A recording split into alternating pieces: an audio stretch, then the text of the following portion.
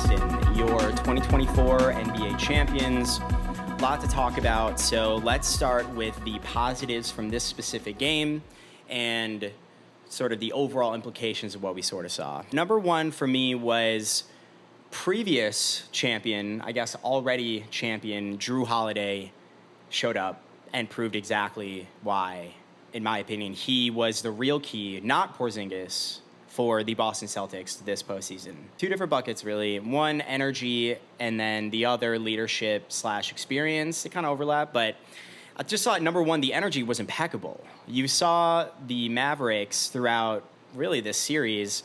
Their energy was slowly going down like a roller coaster, game by game. The same guys with pretty similar responsibility, offensive load, defensive load, etc. But then you saw, in this game specifically, Jrue just put his foot on the gas pedal as if he had been playing at, I don't know, third gear the entire postseason. And this was the game that Jrue Holiday decided, I'm basically putting to use all of my experience and physical tools and smarts and headiness to use for us to not play around with the series any longer. You saw offensive rebounds. You saw him chasing balls out of bounds. You saw him scrambling all over the court to relocate for easier kickouts, or readjusting along the baseline for easy sort of dump pass and finishes from Tatum. I think Tatum had like 9 assists in the first half because Jrue is not stopping. If you rewatch his game, Jrue Holiday is constantly reorganizing himself, relocating to make the easiest pass possible for Tatum and the guys who are getting a lot of the attention. Similarly, on the leadership decision-making front, personally, my favorite part of Jrue's game, not the very timely offensive rebounds and stealing possessions and kind of deflating the Mavericks by himself, it was flashing to the perimeter to get passes from Tatum, Brown, whoever, a few feet within the three-point arc at basically the top of the circle, essentially saying to them, hey, I'll take the decision-making this play. Almost felt like he was seeing flashbacks of previous postseasons that Boston had played when they were sitting on Tatum and Brown to be the decision makers in crunch time at the biggest stage. And let's face it, they're going to settle for pull-up threes. They're going to try to drive to the basket. And even more so than that, once he got the ball, I mean, the guy just never makes bad decisions, right? No forcing shots at the rim, really. No bad kickouts that much getting turned over. I mean, he had one bad turnover, I think, really late in the game when they were up by like 20 plus, so whatever. Commanding the playmaking for certain possessions, timely possessions, to, again, keep the offensive juice sort of flowing here. This game was a microcosm of this series, which was a microcosm of the playoffs, which was a microcosm of the season, of why the Boston Celtics went out and snatched the hell out of Jrue Holiday from Portland and re-signed him even before the postseason started. It was basically everything you saw from him in this game. When the offense is stalling out, he is going to be the guy that you can trust with the ball in his hands to begin with, or to even hit timely shots, make timely plays as well, all the while being the best point of attack defender in the entire NBA.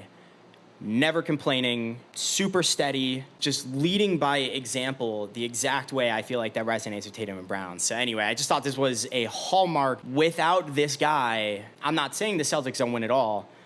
I am saying the path is considerably more difficult, and I'll get into that later. Second positive, Tatum summoned all of his energy to pounce on it, and again, he's playing the game the right way with the team, roster construction, and all of the talent and weapons that they have, playmaking to get the team going, reading what the defensive scheme is, Jrue Holiday relocating for easy buckets and flips at the basket, getting to the rim, taking Lively, Kleba off the dribble, again, responding to the defensive scheme, and then, of course, Tatum is going to blow the lid off of games. I mean, he's got to be one of the best blow the lid off of the game players in the league. Would assume this is something Brad Stevens and Joe Mazzulla are very aware of, and that's why they made the moves that they did. When you surround Jason Tatum, big, long, strong, wing, mid-range turnaround bags, just don't want it at high volume, pretty solid outside shooter, also not really sure you want it at super high volume, a lot of defensive potency, all of these things. When you surround specifically Jason Tatum and Jaylen Brown with these very competent shooters and additional initiators, I mean, these guys can just score in an absolute flurry, and that's exactly what Jason Tatum did. He scored like 8 points in 2 minutes, just mercilessly beating the pulp out of Derek Lively and Maxi Kleber, because I think at that point, like, Sam Hauser was on fire, Jaylen Brown, anytime in transition is just going, and then it's just literally like, oh, okay, like the whole team is just on fire. Let me just take my swing at it. So anyway, Tatum, a lot of great energy plays here. Again, I was mostly impressed with how he was reading, registering, reacting to the defensive scheme that Dallas had in place and making the right plays. Hats off to Peyton Pritchard and Sam Hauser. They stuck out to me, barely played at all, came in the game, hit a half-court buzzer beater again at halftime. Why not? Why not? I mean, that's just fucking sick. Sam Hauser is great. He, to me, has just felt like he's becoming more and more like Isaiah Joe from Oklahoma City, where I think that there is this inherent stigma of not being able to hold water defensively. Yes, they can shoot, but are they really that good on defense? For both of those teams, they just have very malleable defensive structures and options from a team-wide perspective. Step in and swipe and help each other, whatever. And then all of a sudden, Sam Hauser, they're like, okay, you want to switch on a Sam Hauser, Luka? Go ahead. We're still going to park our guys right in the gaps. So even if you get around him, you're going to have to make a choice pretty early on. You're not getting to the rim. Hauser comes in. I think he hits 3 or 4 threes. And the guy just barely even needs to dip the ball. And if you give him a little more than a crack of daylight, the guy's not even touching rim. For all of the talk about Boston's lack of depth, definitely true. Guys like Sam Hauser, Peyton Pritchard can make all the difference, honestly. Even Tillman coming in with an injured Porzingis, who barely played in this game, tipped the cap to Hauser, and honestly, they should really, really bring him back. He's proven a lot, so just want to give him, just want to give him some love. All right, so overall takeaways. Number one, another token reminder of the importance of chemistry building, cohesion, long-term loyalty of your core. Tatum and Brown played the most number of playoff games as a duo without winning a title, 7 years. And multiple appearances in the finals, multiple appearances in the conference finals, so much playoff experience, so much success. Even if you want to laugh at the Eastern Conference, I mean, it just is what it is. It's not their fault. But objectively speaking, these are still the stakes. You can't just look at, oh my God, Indiana versus Boston, like, doesn't really matter. This is such a mismatch. Who cares?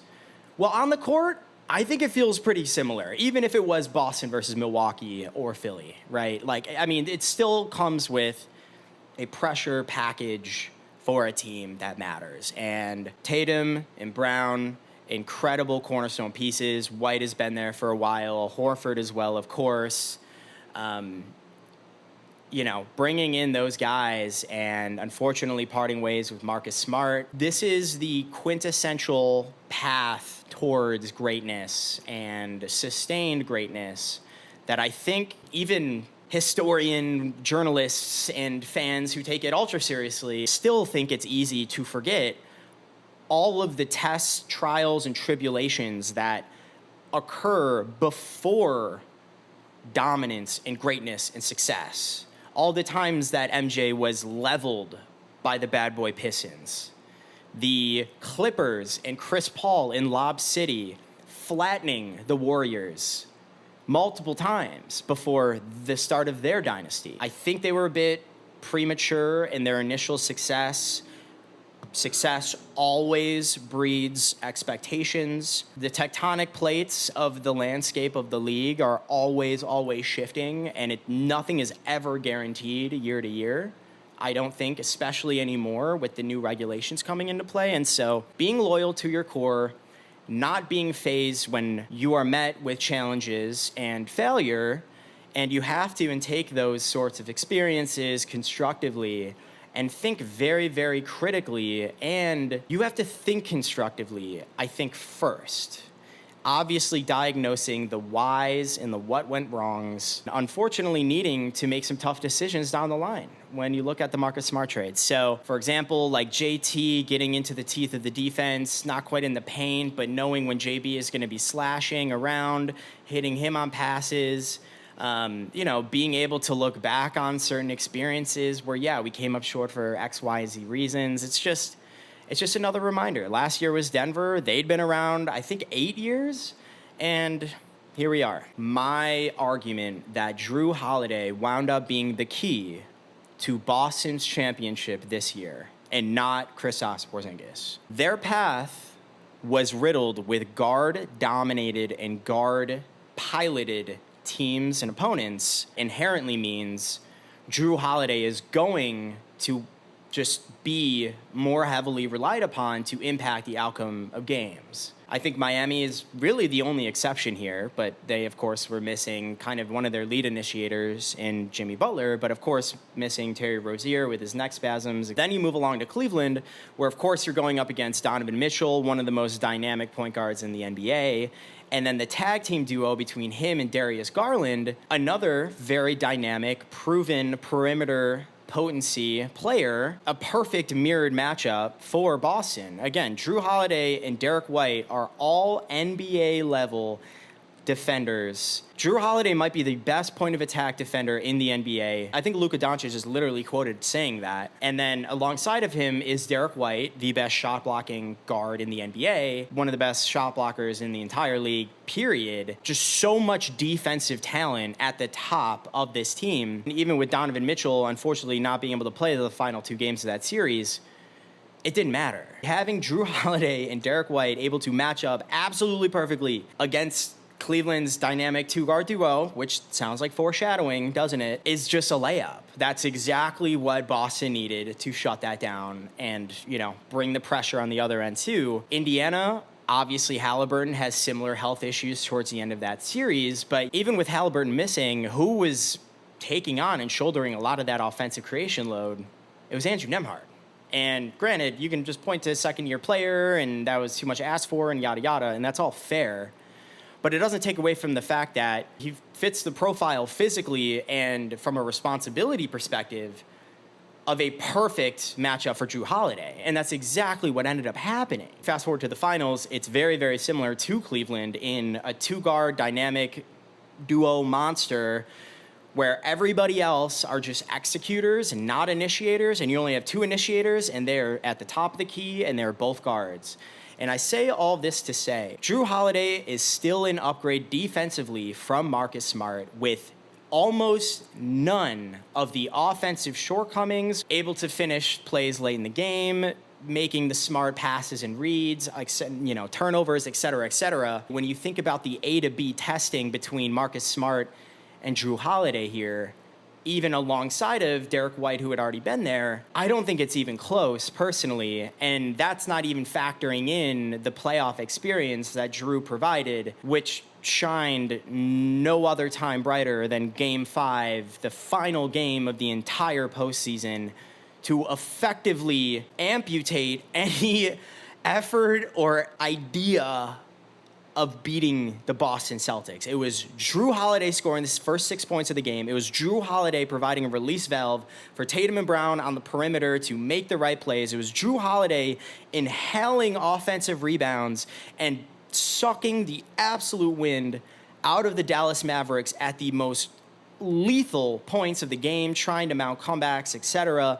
Jrue Holiday hustling out of bounds, trying to make plays, hunting along the baseline, easy outlets, like everything about it. Those are all championship, pedigree, veteran, experience-laden plays. It's not like they even wound up playing Giannis, who, of course, was hurt before the postseason started.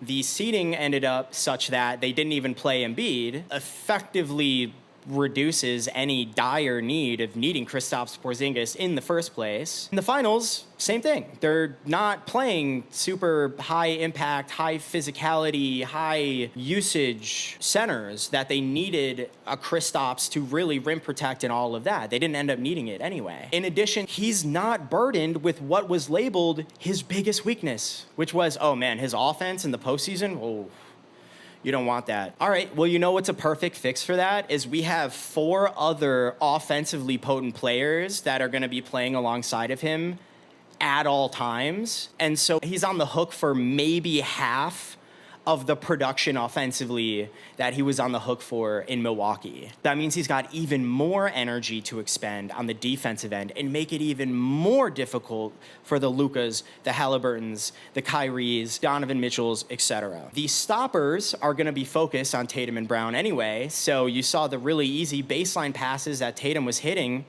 to Jrue all series long. That's because Derrick Jones Jr., PJ Washington, all these guys that Dallas is relying on for that really, really strong, reinforced and fortified defensive potency, all of these timely plays are just, hey, maybe I'll just like cut into open space here while everybody's literally focused on Tatum and Brown. Oh yeah, I'm also just like talented and capable offensive player, both at finishing around the basket with my insane strength, lower body-wise, as well as incredible outside shooting, particularly from the corners, sustaining that energy because you're not tasked with so much offense. You saw Jrue wearing the crap out of Luka and Kyrie, especially with how much they are on the hook for scoring and creating. That just means that they are even more fatigued when they are trying to guard him, particularly along the baseline. And you saw Luka get beat more than a handful of times this series where Jrue and D. White are just prowling along the baseline, trying to make the right read, very similar to Aaron Gordon on Denver. Most of the offensive rebounds in this last game, for example, Kyrie was guarding him. What, is Kyrie gonna box out Jrue Holiday with his immense strength and wingspan and also energy after trying his heart out to keep Dallas afloat offensively against this incredible defensive team in Boston? No, Jrue knew that. Capitalizing on all the opportunities laid out for him, not being tasked with so much offense, still providing unbelievable defensive value as is, as well as the release valve offensively for your Tatums and Browns that they have just desperately needed this entire 7-year reign, if you will. All right, I'm not trying to take away from Boston deserving this year's championship. However, there are elements of their playoff run that I think Boston fans need to acknowledge and accept in thinking about not only how to be as successful next year, but in fairly evaluating how much was truly proven about this Boston core. Here are just all of the considerations I would have being a Boston fan, forecasting the team into next year. This team was absolutely stacked with top-end talent from the jump relative to the rest of the NBA. The concentration of talent, again, two-way talent, I genuinely believe should rival the 2017-2018 Golden State Warriors. Like, it is that talented when you think and incorporate both ends of the floor. We're all aware of Butler, Rozier, Mitchell, Allen, Halliburton, all being injured as direct opponents to the Celtics throughout this postseason run. But I think even more notably was Embiid getting injured during the regular season, which tanked, of course, Philly's overall standing and then ultimately led them to be knocked out after the play-in in the first round, which most other years presumably would not happen. I mean, at least he'd get hurt in the playoffs, right? And then, of course, you have Giannis, who gets injured, the week before the postseason starts. Brings in the whole Jrue Holiday versus Kristaps Porzingis. Well, when you look at the actual opponents and who you ended up playing, you barely even needed Kristaps Porzingis this entire postseason, and they barely had him. The guy couldn't even last one whole series against a very hobbled skeleton crew Miami Heat, so stacked, didn't even need him, right, to begin with, was afforded 38 full calendar days to fully heal, to then come back in the finals, light the Mavericks on fire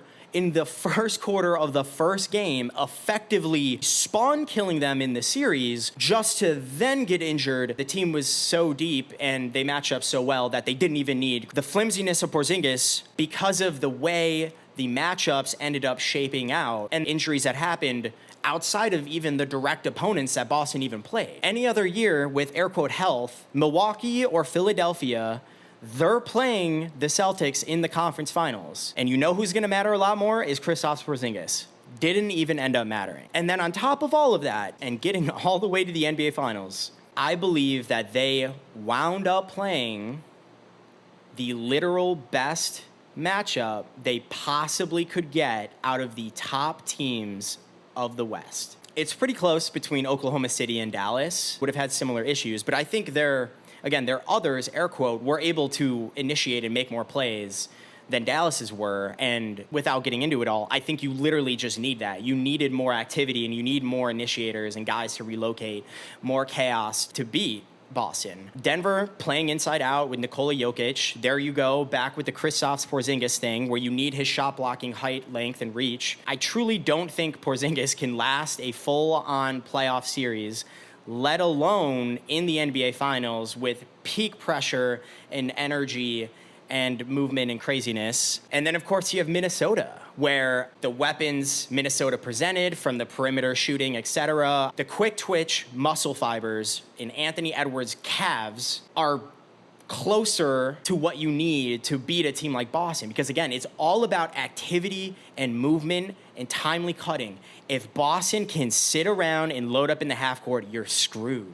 Look at Jaylen Brown's track record. Even Jason Tatum, I wouldn't say is amazing at handling the ball, particularly in super high pressure situations. So anyway, I just think Minnesota, especially defensively, presents its own unique issues and challenges for Boston, more so than Dallas. If you look schematically, a dual-headed, guard-dominant opponent where the guards are on the hook to initiate and score about 95+% of the time, that is an absolute buffet for the Boston Celtics. The best defensive guard backcourt in the NBA, and it's not even remotely close, with virtually no initiation or secondary playmaking skills in any of the air quote others. All they can do is knock down shots, attack closeouts, and try to score.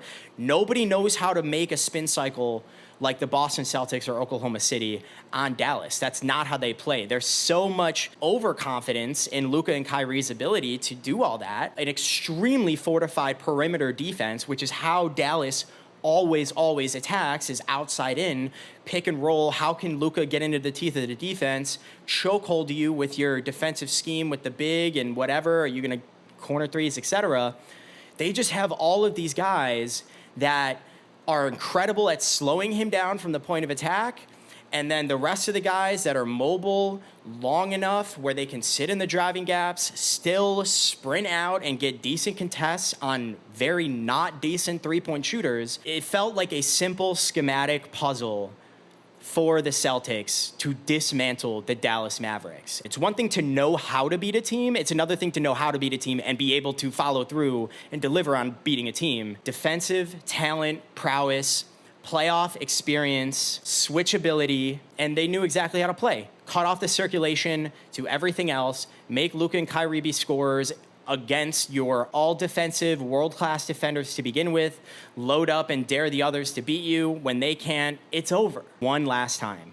I am not saying the Celtics did not deserve this title. I'm not complaining or making excuses about it. What I'm trying to say is, I don't know how much is air quote proven by them rightfully taking kind of a lot of fortunate outcomes in their favor and winning the championship. And I also don't know how much of it will be insightful and useful in projecting to next year. They were the rightful victors this year, but if you think it's going to be apples to apples next year, I got real bad news for you. Even outside of the schematics and the roster construction bits, Luka was hobbled all playoffs. Again, I'm personally curious what that even was. The number of sheer times that this guy has just bled through his leg tights. 4 of the 5 starters for Dallas had never been to the NBA Finals. 2 of their 5 starters not even having been in the playoffs, man. 5 months to gel for Dallas, getting them at the trade deadline. That whole rock, paper, scissors thing in the Western Conference where Minnesota can beat Denver,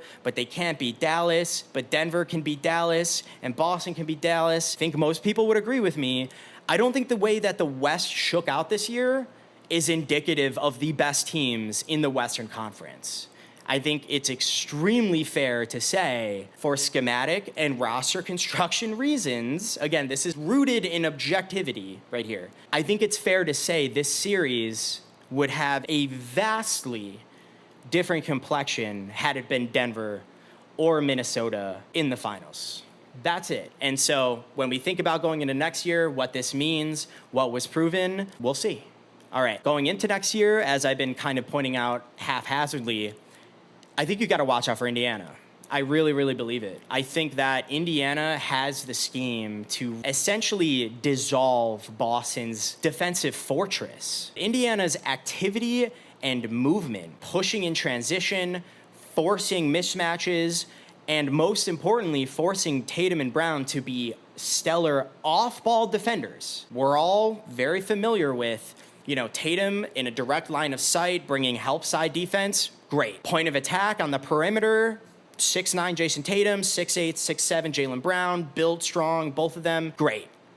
Off ball, not even half as good, in my own opinion. For years now, we've seen Brown and Tatum get beat, cut baseline, get beat behind them, especially when you work inside out. Another reason why I think Denver would have been tough for them. You force them to be good off-ball defenders with a lot of movement and chaos.